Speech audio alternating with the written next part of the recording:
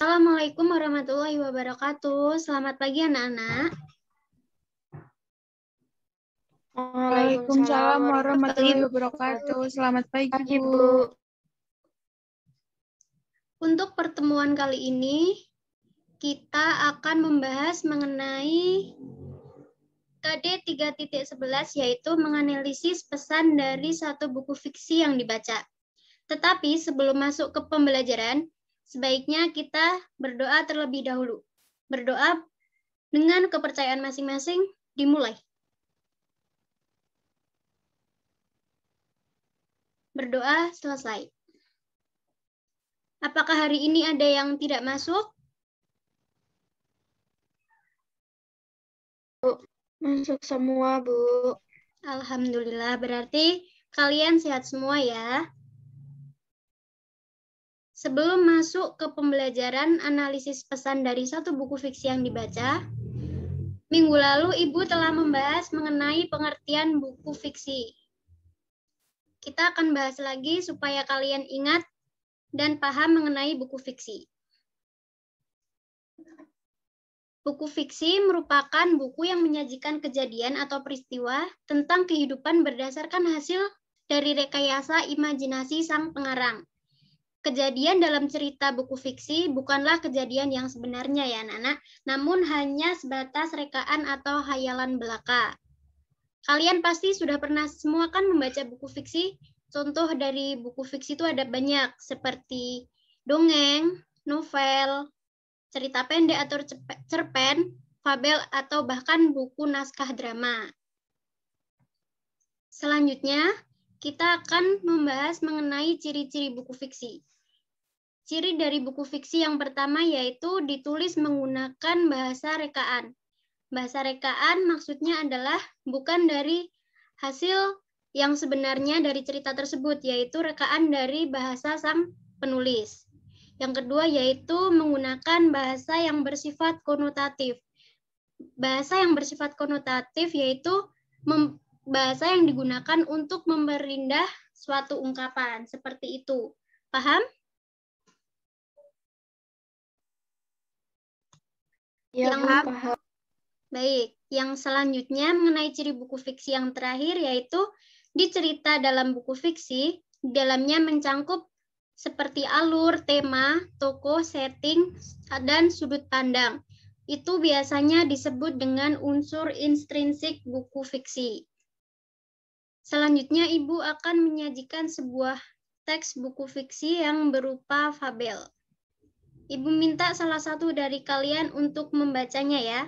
Silakan ada yang mau bersedia membacakan untuk teman-temannya. Saya, Bu.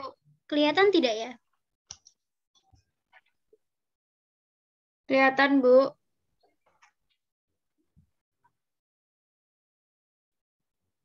Silakan Mbak Rizka.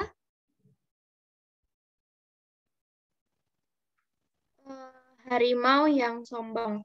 Suatu hutan dipimpin oleh seekor harimau. Harimau ini sangat kuat dan ganas. Semua hewan takut padanya. Harimau ini juga sombong dan semena-mena. Semua hewan di hutan tersebut sebenarnya tidak ingin dipimpin olehnya. Namun, ketika takut, mereka berpura-pura memuji harimau. Suatu hari, ada pemilihan rutin pemimpin di hutan. Kali ini harimau ingin menang. Ia ingin selamanya menjadi pemimpin. Segala macam cara pun dilakukannya agar bisa menang, termasuk menakuti namun. Jika kalian memilihku, aku akan memakan kalian semua. Kami akan memilihmu, ucap para hewan dengan berat hati. Harimau senang karena semua hewan takut padanya. Kesombongannya semakin tinggi. Suatu hari datang segerombolan manusia ke hutan itu. Manusia itu adalah sekumpulan pemburu. Saat itu mereka sedang perang. Mereka pun harus mencari makanan ke dalam hutan. Harimau tidak tahu akan kedatangan manusia-manusia itu. Ia terus bersantai dan tidur di depan sarangnya sambil menunggu hari pemilihan tiba. Tidak akan yang berani mengganggunya. Ekor pemburu harimau yang terpulas di bawah warna terang. Salah seorang di antaranya berbisik, Bagaimana kalau kita bisa menjualnya mahal, kata guru itu. Teman-temannya setuju. Mereka lalu menyiapkan jebakan di atas pohon. Di lain tempat, karena terlalu lama tidur, harimau merasa gerah. Ia ingin mandi di sungai dan mempersiapkan diri untuk pilihan. Namun saat berjalan, tiba-tiba sebuah tali menarik kakinya. Tak lama, jebakan yang dipasang pemburu itu jatuh ke tubuhnya. Ia mencakar-cakar sekuatnya. Namun jebakan itu sangat kuat dan mengaum keras. Beberapa telah mendengar teriaknya. Namun saat melihat harimau terbelit dalam jebakan, mereka tidak mau menolong. Tidak bisa lagi memerintah kami. Kau segerakan bisa kami. Tidak mau menolongmu. Terimalah balasan atas kesombonganmu, kata seekor rusa.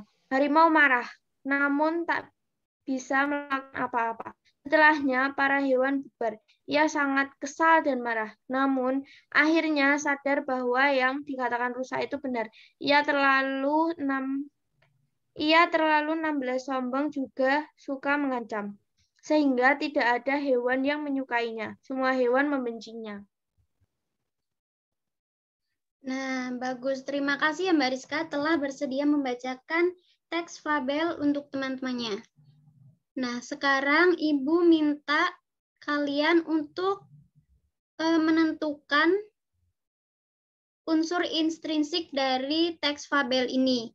Ibu akan memberikan waktu sekitar 5 menit saja cukup ya untuk menentukan unsur intrinsik seperti alur, tema, tokoh, setting, dan yang pasti amanat. Paham anak-anak? Paham, Bu. Paham, Bu. Ya, silahkan dikerjakan.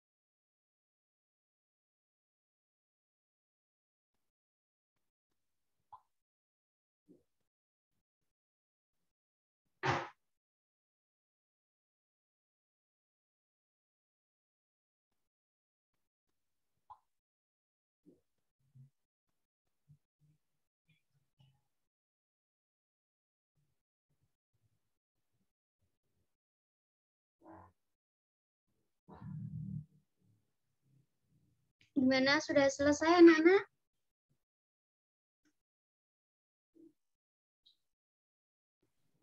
Sudah, Bu.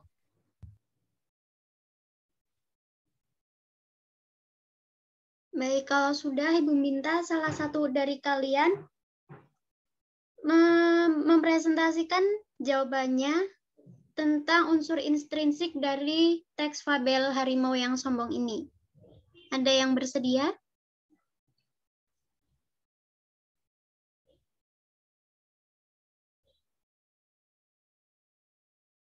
Ayo, siapa? Nanti Ibu kasih tambah nilai ya.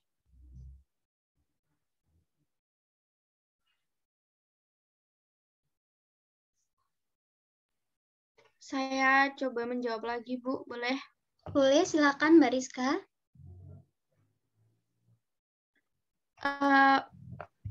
Unsur intrinsik dari fabel ini yaitu yang pertama alur. Alurnya di fabel ini, fabel yang berjudul Harimau Sombong ini adalah alur maju. Yang kedua, tema dari fabel ini yaitu tentang kesombongan. Dan tokoh di dalam fabel ini yaitu si harimau, pemburu, atau manusia, dan rusa. Dan setting atau latar dalam fabel ini yaitu latar tempat di hutan dan latar suasananya sangat mencengkam. Yang terakhir yaitu Bu Firda amanatnya. Amanat dalam tersebut itu jangan berkata sombong dan apa yang kita punya. Itu Bu. Ya, bagus ya. Berarti kalian sudah paham mengenai bagaimana cara menentukan amanat dari suatu teks fabel atau buku fiksi. Setelah ini, Ibu akan menjelaskan mengenai apa itu amanat dan bagaimana cara menentukan amanat dan dari ciri-ciri amanat tersebut. Nah, ini dia. Kalian juga bisa baca, pesan atau amanat merupakan sebuah pesan moral dalam sebuah cerita atau karya lain yang ingin disampaikan oleh si penulis atau pengarang kepada para pembacanya. Pesan atau amanat dapat disampaikan secara langsung atau tersurat dan tidak langsung atau tersirat. Untuk menentukan amanat dalam cerita dapat dilakukan dengan mengetahui ciri-ciri amanat berikut. Ciri-ciri amanat yaitu yang pertama, berisikan saran, ajakan, atau himbauan. Yang kedua, untuk hal-hal yang baik, pembaca akan diajak atau dihimbau untuk melakukannya. Biasanya diikuti dengan kata kerja berpartikelah seperti janganlah, pedulilah, bantulah, dan sebagainya. Dan untuk hal-hal yang negatif, pembaca akan dihimbau untuk tidak melakukannya. Biasanya ditandai dengan penggunaan kata jangan. Seperti pada amanat yang sudah tadi dikatakan oleh Mbak Firda, yaitu jangan berlaku sombong, jangan bertingkah sombong. Seperti itu. Nah, sebelum kalian akan melakukan tugas, apakah ada yang ingin ditanyakan? Saya izin bertanya, Bu. Silakan, Mbak Firda. Apakah cerita fiksi juga bisa berdasarkan kisah nyata? Ya, pertanyaan yang bagus. Sebenarnya cerita fiksi bisa saja berdasarkan dari kisah nyata. Seperti ide, gagasan, atau ilham dari pengarang bisa saja bersumber dari fakta dalam kehidupannya sehari-hari. Namun, fakta tersebut biasanya telah diolah dan dikembangkan lebih lanjut berdasarkan kemampuan dari imajinasi sang pengarang. Seperti itu. Paham? Paham, Bu. Terima kasih. Ya, sama-sama. Untuk mengevaluasi pembelajaran kali ini, Ibu mengadakan sebuah tes singkat, yaitu pada Google Form yang akan Ibu kirim juga melalui WhatsApp group ya. Ibu akan memberikan waktu sampai jam pelajaran habis pukul 10.30. Mudeng, gimana, paham anak-anak? Paham, Bu. Oke, kalau Paham, begitu, Bu. kalau begitu pembelajaran kita sudahi sampai waktu ini. Kalau ada yang salah, mohon maaf. Kalau ada pertanyaan yang lebih lanjut mengenai pembelajaran, bisa langsung ditanyakan melalui WhatsApp ya. Oke, saya akhiri. Wassalamualaikum warahmatullahi wabarakatuh. Waalaikumsalam Warahmatullahi wabarakatuh. Terima kasih, Bu. Sama-sama.